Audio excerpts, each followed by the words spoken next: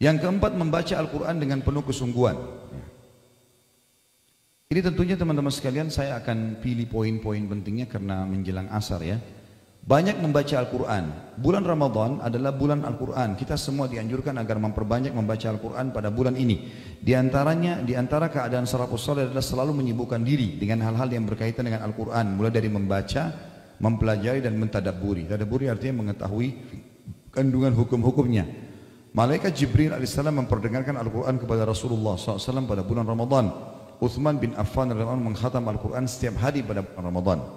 Di antara salafus saleh ada yang mengkhatam Al-Quran dalam salat tarawih tiap 3 malam sekali. Sebagian lagi setiap 7 malam sekali, sementara sebagian lainnya mengkhatamnya setiap 10 malam sekali. Mereka selalu membaca Al-Quran baik di dalam salat maupun di luar salat. Bahkan Imam Syafi'i rahimahullah dapat mengkhatam Al-Quran sebanyak 60 kali di luar salat pada bulan Ramadan. Artinya sehari 2 kali khatam. Sementara Al-Aswad mengkhatamnya setiap 2 hari sekali. Adapun Qatadah selalu mengkhatamnya setiap 7 hari sekali di luar Ramadan. Sedangkan di bulan Ramadan beliau mengkhatamnya setiap 3 hari sekali. Dan 10 hari terakhir Ramadan beliau mengkhatamnya setiap malam. Pada bulan Ramadan Imam Az-Zuhri menutup majelis-majelis hadis dan majelis-majelis ilmu yang biasa diisinya. Beliau mengkhususkan diri membaca Al-Quran dari mushaf. Demikian pula Imam Ats-Tsauri, beliau meninggalkan ibadah-ibadah lain dan mengkhususkan diri untuk membaca Al-Quran. Ibnu Rajab rahimahullah berkata, larangan mengkhatam Al-Quran kurang dari 3 hari tertuju bagi yang membiasakan hal itu. Adapun pada waktu-waktu yang utama seperti bulan Ramadan, terkhususkan lagi pada malam-malam yang diperkirakan seperti malam Lailatul Qadar atau di tempat-tempat yang utama seperti Mekah bagi selain penduduk warga Mekah atau selain warga Mekah, maka dianjurkan agar memperbanyak membaca Al-Quran supaya mendapat keutamaan pada waktu dan tempat tersebut.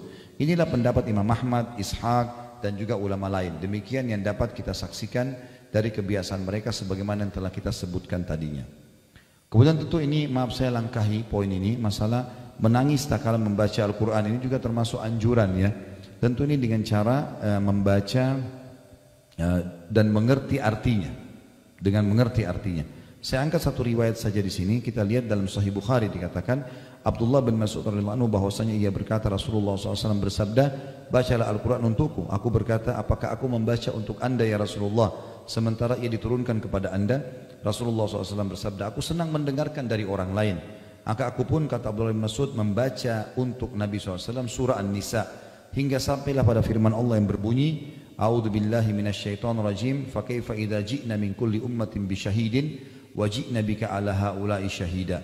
Bagaimana kalau hal keadaan orang-orang kafir apabila kami mendatangkan seorang saksi atau rasul dan tiap-tiap umat dari tiap-tiap umat dan kami mendatangkan kamu hai Muhammad sebagai saksi atas mereka ya, sebagai atau untuk mereka sebagai umat, artinya umat pun akan aku ajak untuk memberikan saksi kepada mereka.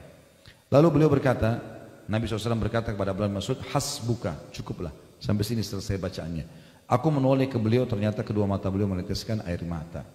Ini tentu teman-teman sekalian dianjurkan kita membacanya. Sebagaimana juga dalam hadis di situ ada, la yalijun nara man baka min khasyatillah, tidak akan masuk neraka orang yang menangis